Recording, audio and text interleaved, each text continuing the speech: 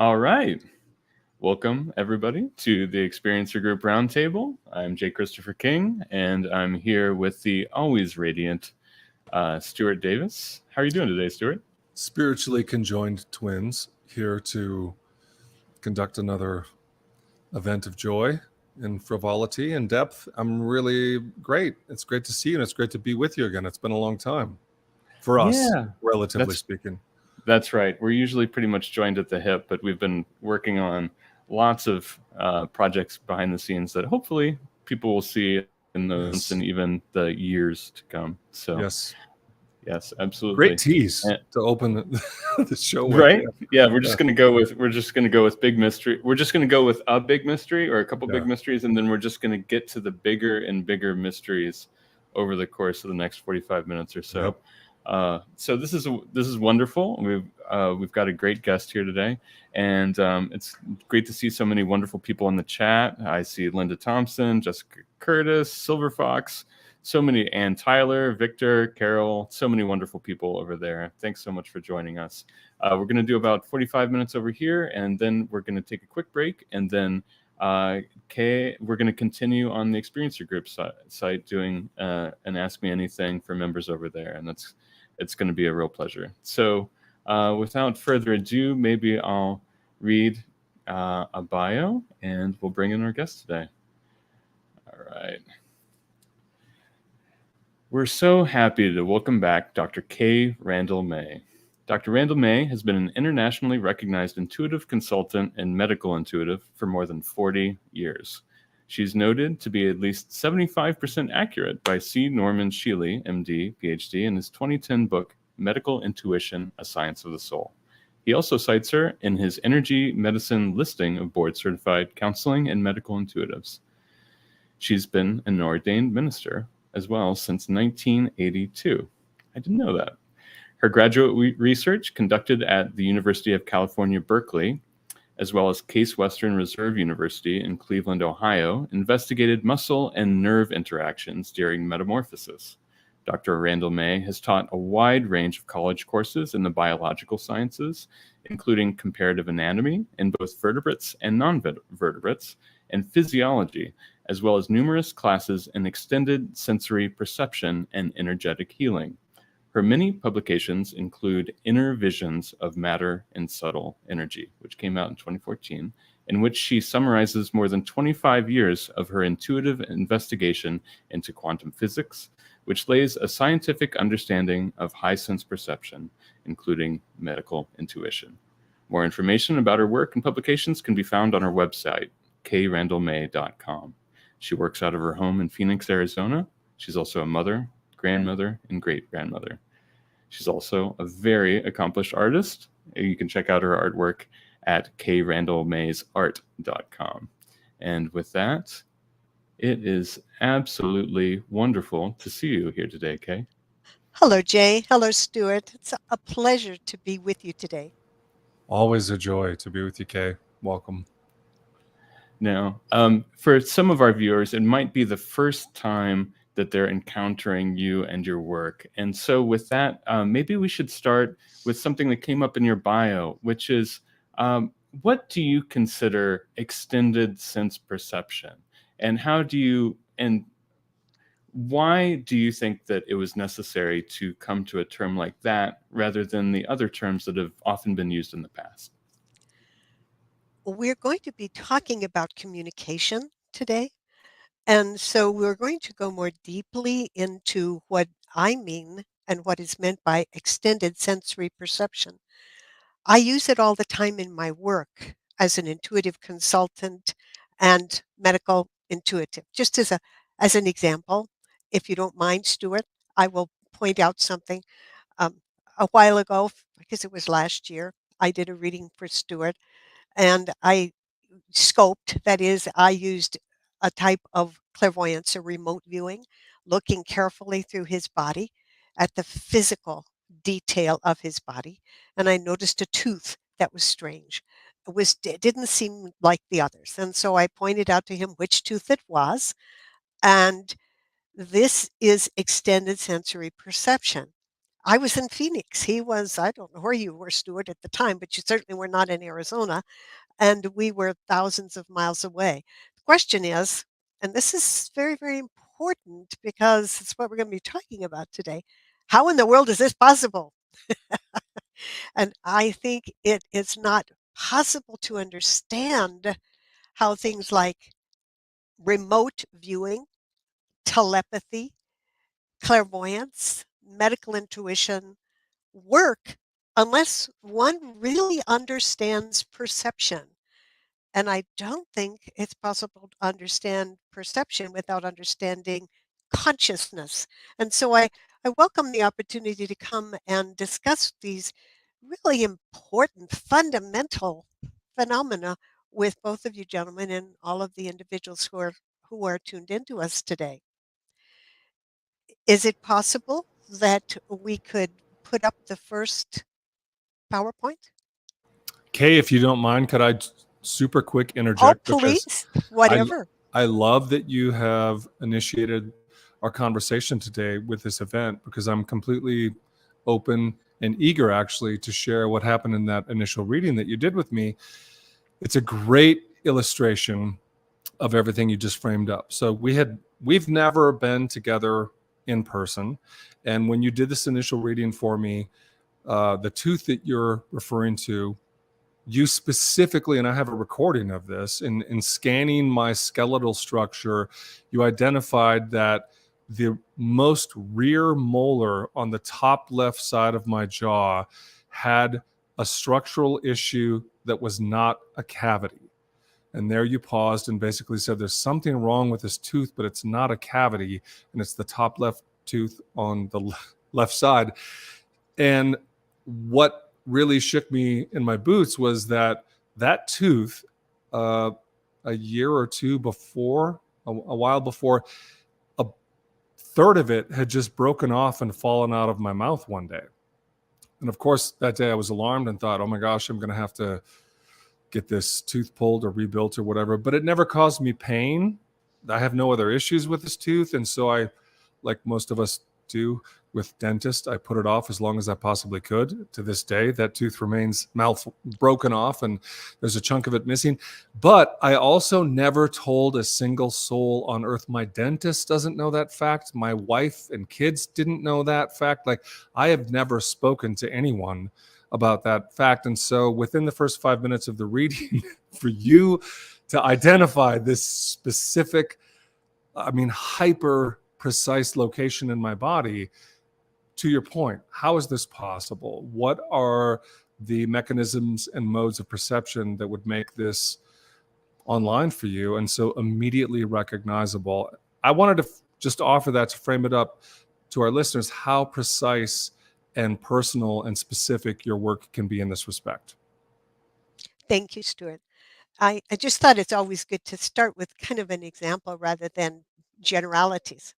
So, in answer to your question, Jay, what I mean by extended sense perception is how can we have communication between individuals or between an individual and some target, which could be, and we'll talk a little bit more about that verbiage, not using the ordinary senses. So we have to think of them. I like to think of them as a biologist that these are normal. So I don't think of them as paranormal. I don't think of them as extraordinary. I think of them as extended. Some people also call them high senses, high sense perception. The main thing to, I think, to grasp, if anything, is that this is an ability. The ability to use extended senses is not something that belongs to one or two people. It is something that can be fostered, it can be developed. It has to be worked at with practice and feedback. Thank you so much. I really appreciate that, Kay. Um, did you want me to bring up your slides so that we could? Only if you and Stuart would like to maybe set the tone for what we're talking about today. The overview of what we're talking about, like a big banner over our head, would Sure. be communication. What is communication? And so that we go to the first one. There we go. I'm going to define it just for today, for the conversation we're having here. Communication is the influence between individuals. Now, it may also be the influence between groups of individuals. It does not have to be limited to single ones. Ordinarily, we limit this to the typical senses, or like right now, we're communicating, obviously, using technology. However, I believe in order to truly understand it and to understand these phenomena called high sense perception, that we have to know it and we have to understand it a bit more deeply. I feel we have to really come to an understanding of what is matter, physical matter, and what is energy. And that way we can begin to talk about communication in a way that makes sense of what we know to be possible. So I refer back to my book, Inner Visions of Matter and Subtle Energy, for anybody who wants to read a bit more about this. But let me explain as just kind of in a conversational way today.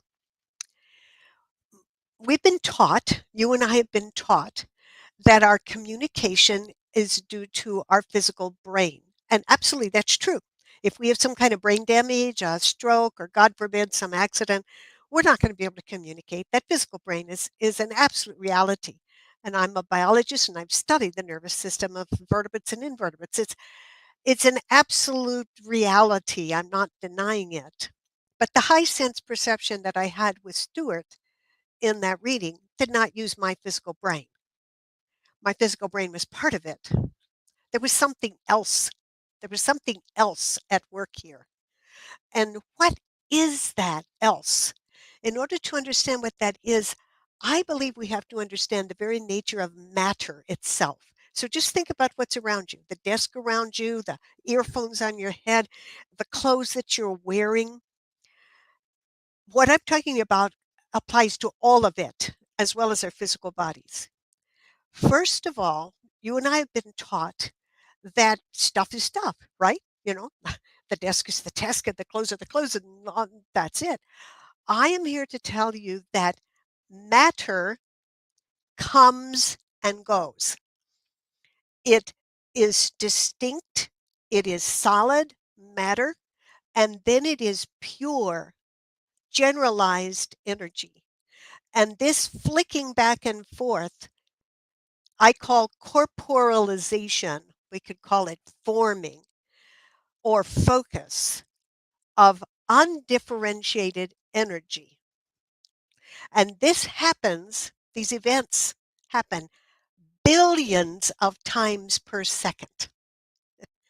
So, billions of times per second, every single subatomic particle in your body, Jay, and every single subatomic particle in your body, Stuart, forms and then unforms and then forms and then unforms. And I'm talking about every atom and every subatomic particle. This means we are living in a quantumized world. It also means that when this matter is focused, it has position, it has what we call weight. It could be, if it's an atom, it's got an atomic weight. It's got a physical quality to it that limits it in its physicality. We call that a locus, it's a position. When it is pure energy, it is shared. All the unfocused energy in the universe, in the past, in the present, in the future. There is no past, present, or future. Everything is one. And I'm talking about the entire universe. It's a big place. Therefore, we have energy that's all one, and then it snaps back into the individual locus of every single subatomic particle. But in my book, I describe how the different particles fit together, and I'm not going to spend a lot of time on that right now because that's further than what we want to discuss right now. But suffice it to say, if you could put that slide back up again, Jay. As a college teacher, I love to work with PowerPoint. Okay. So we could say that the communication begins with pure energy. It's a shared field that I call the mind field, not the mind like MINE, like a bomb, but mind field. That gets focused into thought by focusing into our individual nervous systems, our brains, the rest of our nervous systems. And ultimately, then our task, if we're going to communicate, is to express this. But we only have symbols to use. And I got to tell you, those symbols they're useful, but they're limited. Like, Jay, if I were to say to you, what is the meaning of the word love? How can you define it? Can you define it, Jay? I mean, it comes down to the feeling that I feel. It's an almost indescribable emotion. You know, it's a concept that's really difficult to wrap your hands around. In some ways, right? You know it when you see It's it. It's like a rather beautiful piece of art, right? right. Okay. It's kind of a loaded question, but I wanted to use a word, a language word that we use all the time, and we overuse it so much it's meaningless almost. The Greeks had many, many, many, many, many definitions for love. The Bible cites 4 definitions for love, and in our own usage of it, who knows what we mean when we are using the word. So language, which is our most common form of communication, is what you and I are using right now, is the most superficial, symbolic part of the communication. Behind that come images. So, like the programs that are running on our computer as the background programs in the computer, we've got images going in our mind all the time, all the time. I'm thinking, oh, they're looking at the stuff in the back of my room. You know, it, how do the headphones look? All this stuff, and blah, blah, blah, blah, blah, blah, blah, blah. And then underneath the images comes emotions. And underneath all of that, if you want to come to the next slide, can you go to the next one? Okay. So when in our present conversation, we are drawing on not only the universal energy field, the non-physical shared energy, but also our individual nervous system, which includes all our memories, all our associations, our language imitations, whether we're feeling good or not good. Are my shoes tight? How do I feel? Am I hungry? Am I thirsty? And then finally, our ability to express. And then finally, our ability to interpret what is expressed. So you can see that usual interaction between individuals is multi-level and very complex. Only those parts that have to do with the individual nervous system are what we usually say are sensory. I believe from my own work and my experience that the extended senses are those which draw upon the non-physical shared energy, which is universal. So I'm going to stop talking for a moment and let you guys interject anything you might want to about that up to this point. Is it okay if I jump in real quick, Jay? So, Kay, I have 2 quick component follow-ups to what you're sharing there. One being, in this mutual communication influence, let's stick with the tooth example because it's really concrete and familiar to everyone. How much of the extended sense is you simply reading into my skeletal system, and how much of the dynamic is my skeletal system, in this case, the tooth specifically, conveying something to you? We know Well, within the model you're putting together here, there are no objects without subjects. So there's a subjectivity to all of this. Are you having a conversation with the tooth at the point in which you can register that level of specificity, or is it more just you reading? Could you maybe paint a picture of a ratio? okay, now we're talking a bit about remote viewing. So what I do is I use what the old-fashioned people called clairvoyance or remote viewing.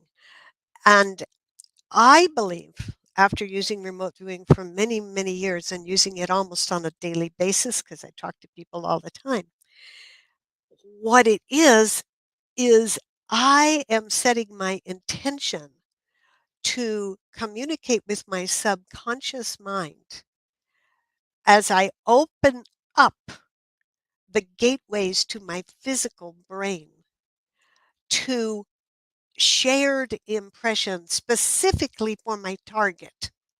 So specifically, when I was talking to you, Stuart, I was focusing on Stuart. I wasn't focusing on anybody else in your family or anybody else or what, but specifically on you.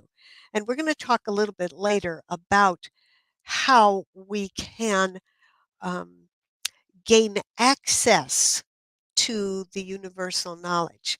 But the knowledge itself, the information that I received, was in visual form, also very specifically about where it was. I could have drawn your tooth, very, very specific. But that's only because I have trained myself to connect with this universal mind field. And that's what we call intuition, if we want to call it, some of the words. But we're going to talk a little bit more about that in rather specifics later on. Thanks so much. Stuart, did you have a follow-up to that, or should I jump in? I'll hand it back to you, and then I'll I'll post-it note mine for a bit later. Okay. And now speaking along those lines, Cay, you're talking about your understanding of quantum fields in terms of communication and remote viewing.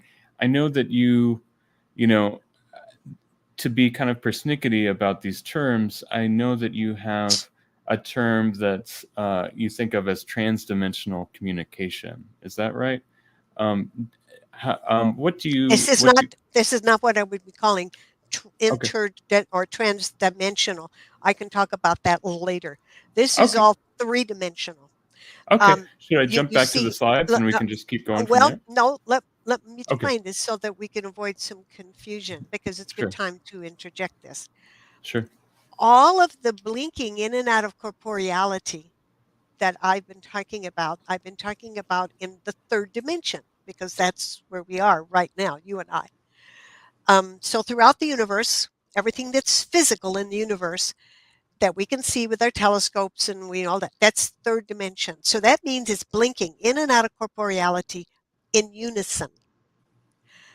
However, when one object, one little tiny bit of matter in the third dimension is physical, another dimension might be non-physical, and then they switch. This is called the duty cycle. Duty cycle means rapidity with which things and sequence with which things switch. I have perceived up to 12 dimensions. It is also possible to connect interdimensionally, not merely limited to 3 dimensions, but you and I were just talking about the third dimension. We'll talk about the interdimensionality in other contexts later. Okay. So should I go back to the slides? Would you like to? Would you? That'd go be through? great. Sure. I'd love Okay. to move ahead just a tiny bit. Sure. So we can go to the next one. Mhm. So how can we improve communication? I really think this is a key question. How can we improve communication in general? First of all, do we really want to? And I think this is very important to look at honestly, each person honestly. When I was a little girl, I was told the jingle, "Sticks and stones can break my bones, but words will never hurt me." I was also taught that I could speak only certain things, but I could think whatever I wanted to think because my thoughts were quote unquote private. Both of those are myths. They are untruths. They are not real. Sticks and stones can be emotional sticks and stones, and they can hurt you just as much as physical ones. Bad thoughts have power. And let me just give you an example. Years ago, when I was starting up my prayer group, which is still going, by the way, if anybody's interested in prayer group, um, I handed out to everybody bean seeds and had them as a proof of the effectiveness of prayer. Everybody plant their bean seeds and take them away. Some of the bean seeds they would pray for, some they wouldn't pray for, but they'd still take good care of them. And some they would actively ask not to grow mentally. And it was pretty amazing the results after a few weeks, like after 3 weeks, because you can see how they're doing. Those that you pray for, even though you treat them all the same physically, will be thriving. Those that you just water and they're okay, but you can kill bean seeds, and I have done that by wishing them into the ground. And people need to know we are living in a very dangerous age, I think, because violence is being treated as amusement. Violence is being treated as something which even small children can be exposed to without problem. I'm talking about seeing it in the media, talking about it, whatever. These are poisons, and thoughts are things, as Edgar Cayce said.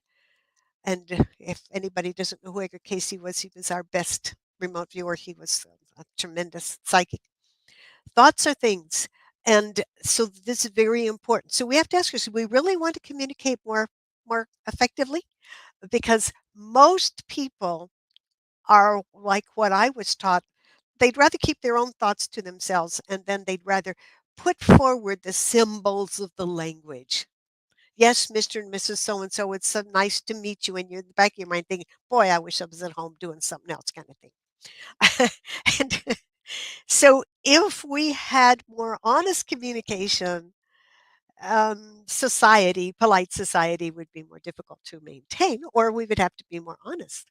So, if yes, if we do really want to improve communication, then we should improve the following. First is our access to universal consciousness. And we do that through meditation, being open, um, allowing ourselves to come into that place of meditation, which is the pure silence, allowing ourselves to not have that internal babbler going on inside our mind all the time. They call it the monkey brain, and some other things that we're going to talk about. But accurate interpretation of impressions really, really important. And that means clearly expressing to ourselves what it is we really feel like. If Jay, I say, I really love this candy that I'm eating, you might think, okay, are you in love with that candy? No, I'm really addicted to that candy. So when I say I love it, I don't mean I love, love, love. So I'm not really being accurate. And so we need to be more accurate. And then, of course, we have to recognize that we are in communication with everything. And I'm going to repeat that, with everything around us. We're in communication with the bean seeds. Otherwise, we couldn't pray for them and make them do better. We're in communication with the fly that you squash on the wall. We're in communication with our fellow dwellers on the planet, all of them, as well as the humans, and with others, many others that are not necessarily dwellers in this dimension or dwellers of this planet. And we have to recognize that the communication we have with these different species is going to be specific to those species.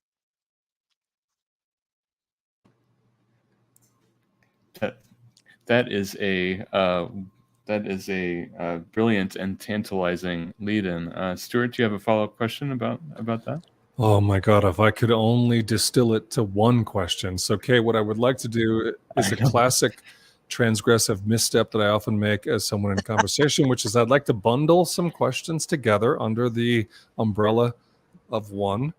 And if you don't mind, so these are all what have arisen as you've been sharing here in this first portion. The first is around how the quantum flux that you're describing, which animates a billion times or billions of times per second, providing us with form and corporeality manifestation. What happens after excarnation? How does quantum flux express in the discarnate or in between corporeal, non-physical realms? So that's number Well, one. Do you want me to pause there and let you well, yes, because answer I'd that love first? to. I'd love Okay. to respond to that because it's only part of us. It's only part of us.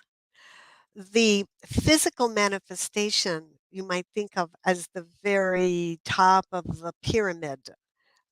The universal mind consciousness is the foundation. So when the physical manifestation has worn out, or for whatever reason we no longer need it, we're still the universal mind, the consciousness. And the beauty is that we're the universal mind consciousness that has no past, present, or future. So there can be several incarnations going on at the same time. And there can be maybe one individual, Aunt Tilly dies, and you're connecting with Aunt Tilly's spirit or ghost. And at that same moment, Aunt Tilly might be reincarnating again somewhere else. and and so and now I don't mean to offend anyone who's on the call who might not believe in reincarnation. If that's the case, then absolutely hold to your beliefs, whatever you choose. I just have to see it as I see it, and that's just the world according to Cay. Okay, so I'm going to super quick follow up with also when you related sense perception of a dozen dimensional folds, how many of those are connected to or germane to temporality, the stream of time? Where does the stream of time start to evanesce, slip away, or dissolve? Can you just speak to how many of those dimensions are related to our sense of time, and when they are, how so? Time is only a product of molecular decay. So, unless we are speaking from the perspective of the physical consciousness, the physical brain, there is no time. Therefore, all these other dimensions, which are not necessarily physical, even though they might assume physicality, are not time, shall we say, linked in the same thing as you would be or I am. In other words, we have a chronology of our life. Pictures in your mom's picture book. There was Stuart as the baby. We know he was that, and there he is graduating, and everything, and you can see that progression. But that's just such a tiny, tiny, tiny bit of Stuart. The entire universal mind consciousness.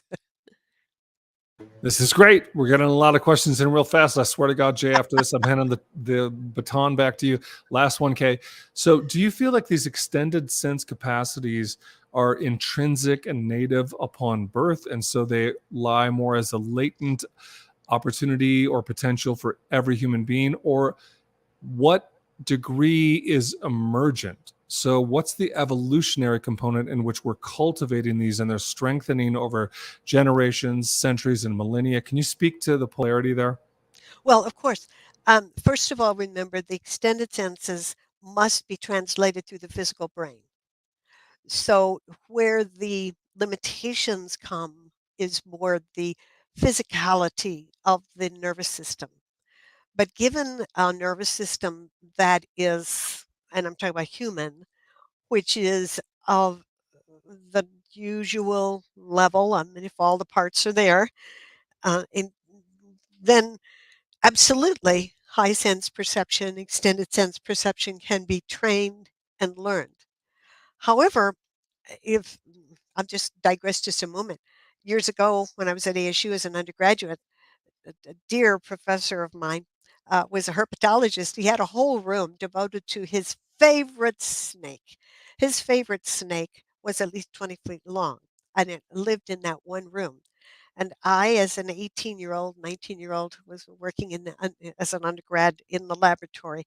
And I would sometimes go into that room to the inner cage and let that snake come up and look me in the eye. And that snake's head was easily that long. There was no high sense perception with that creature. That snake brain had on its mind one thing. Was I edible? Was I not edible?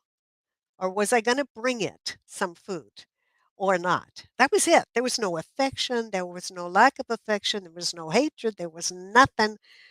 And so that brain is that brain.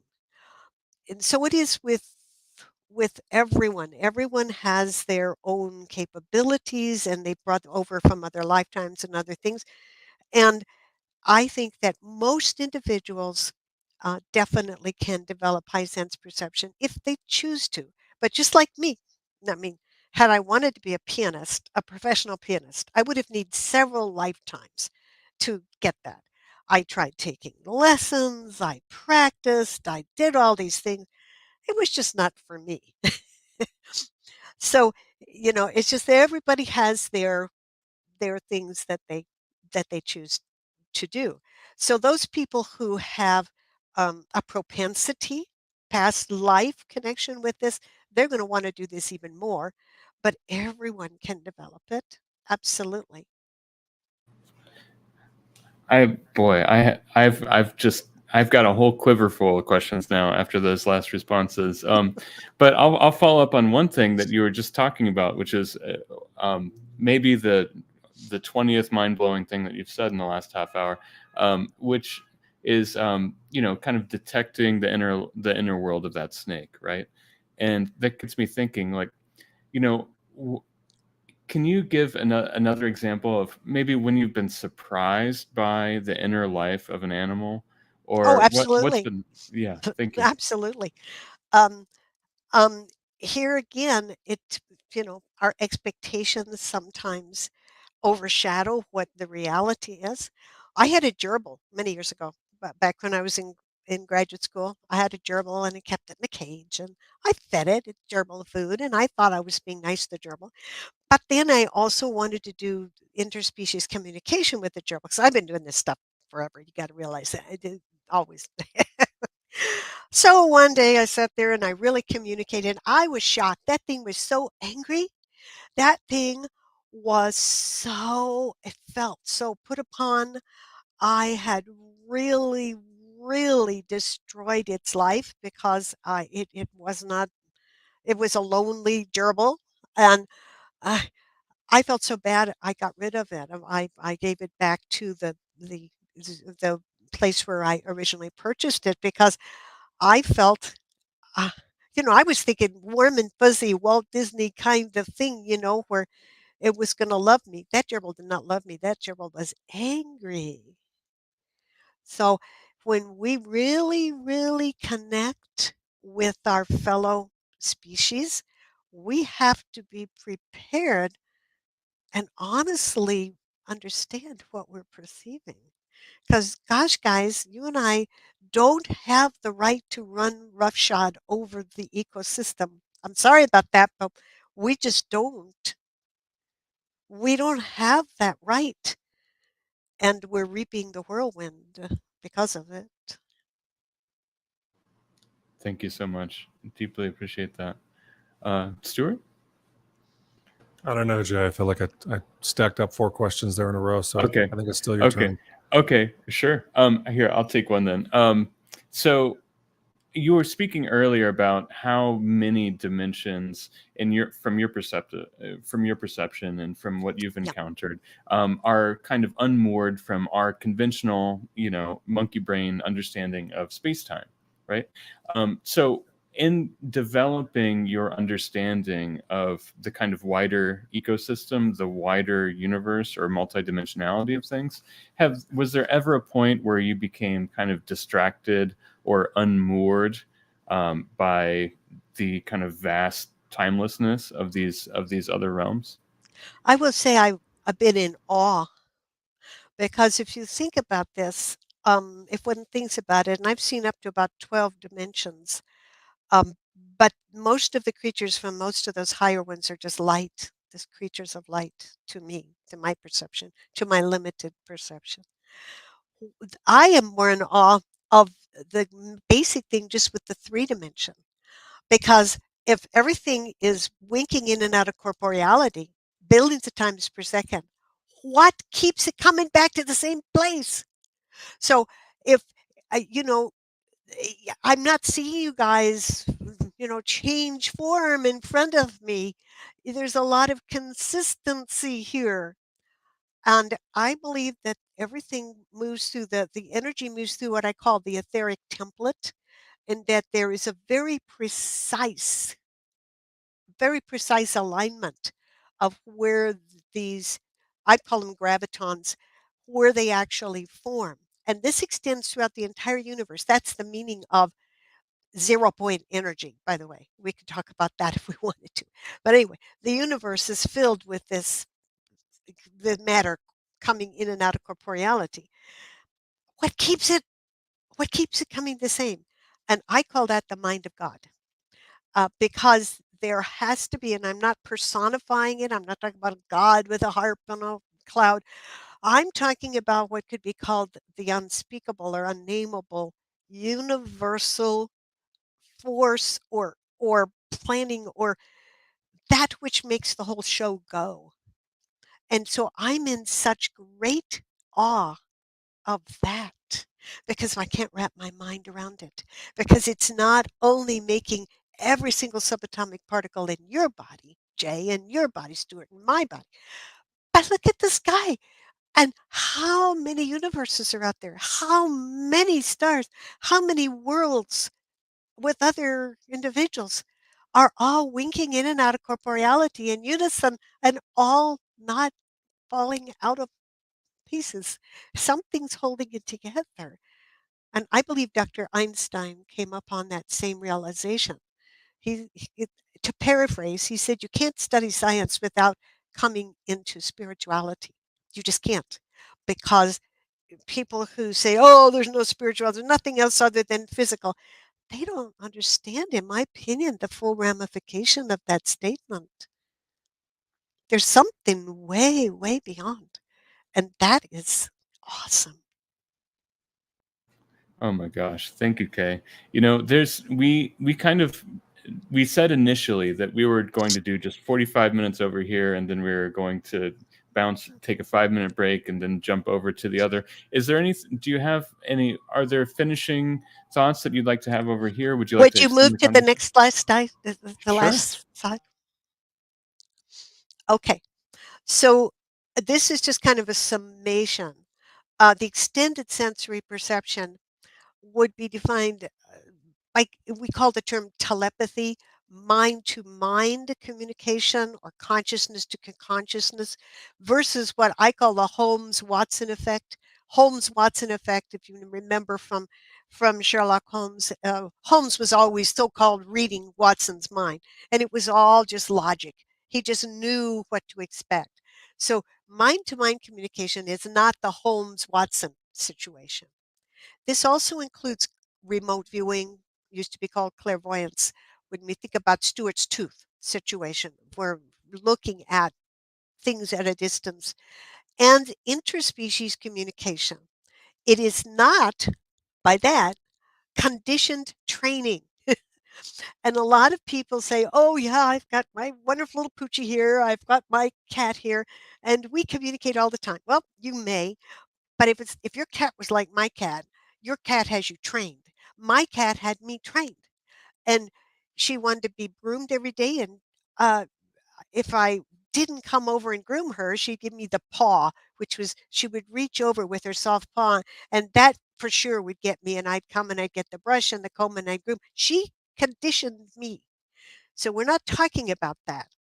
We're talking about more spontaneous, and it can be multisensory communication, which is usually what it is with different species, because most animals, other than humans, and we are animals, but most animals, they use the sense of smell, they use sound, they use touch. We're also going to be talking about altered state, including dreams, meditation, hypnosis, and that's where we really get into the universal unconsciousness, and also direct influence, which is something else that I want to touch on in more detail when we talk about interspecies communication. Because aside from my kitty cat, who is directly trying to influence me, um, there can be direct influence without preconditioning. So that's just kind of a wrap up here and a teaser for the next thing we're going to move into with the experiencer group. Oh, wonderful. Thank you so much. This has been an absolutely wonderful conversation. Stuart, do you have any final thoughts for this public portion of the podcast here? That's a great tee up for all of the super kinetic, psychokinetic nova that's about to come on the second half of this. It's really beautiful to be able to pause at this fulcrum and know that we're going to go behind the curtain, let's say, and have an even more protected private conversation. I have about 10 million questions teed up for myself, but the great part of this as well is that now we're going to fold in our community, and the people within the experiencer group in our private portion of this conversation will be asking the questions and in the conversation. So much more. I'd like to ask one mutuality. question if I could. There Yeah. may be some people who are listening today who want to know what the experiencer group is. And is this something that one has to be born into, or is it something that one can join? So can you just give some kind of introduction to what Take that it, is? Jay. Sure. Thanks, Kay. Thanks for the prompt. The Experiencer Group is a private members community that's dedicated to exploration and communication about and comparing notes among people that have had anomalous experiences of any and all kinds. So that could be out of body experience, astral travel, near death experience. We could be talking about people that have seen with UFO or non-human entity, ghosts, spirits, orbs. It could be any or all of those situations. And as many experiencers know, there's often more than one modality that can be experienced by folks. Precognitive dreams, that would also fall in here. And so it's a place for people to be able to have these kind of conversations together in a protected situation that's away from conventional social media. And so nobody has to be worried about whether their kids, their parents, their family members, their boss sees these conversations. And it's a vetted group of only experiencers. If people would like to apply to join, they can go to theexperiencergroup.com, or they can click a link that'll show up in the show notes here after this stream, and that will be a membership create a login link. And so anybody can just go through there, and people that sign up just have to answer 3 basic questions, and it's how did you find out about us? Give us a link to prove that you are who you say you are. Now, that's not for other members to see. It's just for me, Stuart, and our third co-founder, Kirsten Blackburn. We're the only people that see that information. And it's just if you have a LinkedIn or an Instagram or any kind of proof of you online anywhere. And if you don't, some people have even left a phone number or another mode of communication so that we can just confirm their people's identities, just because the experiencer group is an environment that is troll free and is not for voyeurs. It's only for experiencers to talk to each other. And so after that, and tell us a little bit about your experiences. That's the third question. And then after those 3 questions, it takes maybe sometimes about a week for us to vet people, sometimes a little bit longer, sometimes a little bit shorter. And then we have events every week. We have support groups, we have book groups, we have a women's group. We meet to talk about current events. It's a really wonderful community. So anybody that's out there that has had anomalous experiences and would like to talk about them, compare notes with others, the Experiencer group can definitely be a home for you. So thanks for the prompt, Cay. Deeply, deeply appreciate it. And Jay, did you say that there's a link for folks to follow? Or I guess I'm wondering for our members of the Experiencer group, how they navigate this transition to the private portion of this. Is there a prompt for that? Yeah, yes. For members that are seeing this in the contemporary moment, everybody has a link that showed up in their email. Just check your email, and if you can't see it immediately, it was sent out last night. Just look Experiencer group in the search window for your email, and there's a link right there. You can also jump on via the site, via the events page.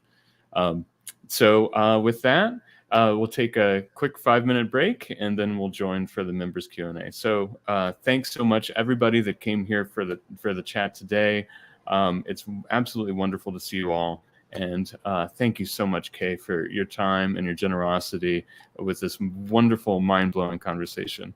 Thank you so much for inviting me. It's a pleasure. All right. Well, we'll see you all very soon. All right. Thanks again for coming here today to another wonderful edition of the Experiencer Group Roundtable. Let's hope to see you soon. Ciao, Bella. Ciao, Bella.